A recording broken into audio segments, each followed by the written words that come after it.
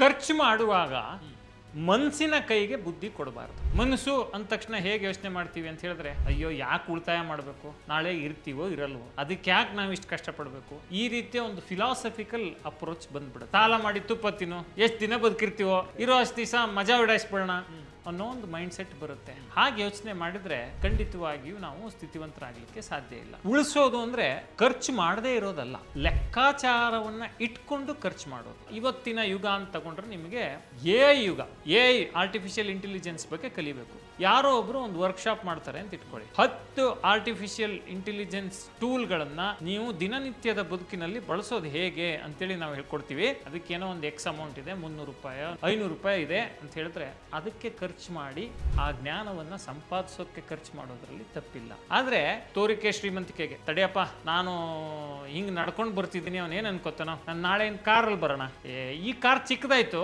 ತಡಿ ಒಂದು SUV ತಗೊಳ್ಳೋಣ, ಈ 1 BHK ಮನೆ ಸಾಕಾಗಲ್ಲ, 2 BHK ಮನೆ ತಗೊಳ್ಳೋಣ. ಈ ರೀತಿ ನಿಮ್ಮ ಮನಸ್ಸಿನ ಖುಷಿಗೆ ನಿಮ್ಮ ಜೇಬಿನ ಭಾರವನ್ನ ಕೊಟ್ಟು ಬಿಟ್ರೆ ನಿಮ್ಮ ಜೇಬು ಭಾರ ಈ ಕೊನೆಗೊಂದು ದಿವಸ ಏನಾಗುತ್ತೆ, ಮನಸ್ಸಿನ ಖುಷಿನೇ ಹೊರಟೋಗುತ್ತೆ. ಸೊ ಹಾಗಾಗಿ ಖರ್ಚು ಮಾಡುವಾಗ ನಿಮ್ಮ ಬುದ್ಧಿಯನ್ನ ನಿಮ್ಮ ಕೈಯಲ್ಲಿ ಇಟ್ಕೊಳ್ಳಿ, ನಿಮ್ಮ ಬುದ್ಧಿಯನ್ನ ಮನಸ್ಸಿನ ಕೈಗೆ ಕೊಡಬೇಡಿ. Boss Vala, B the boss.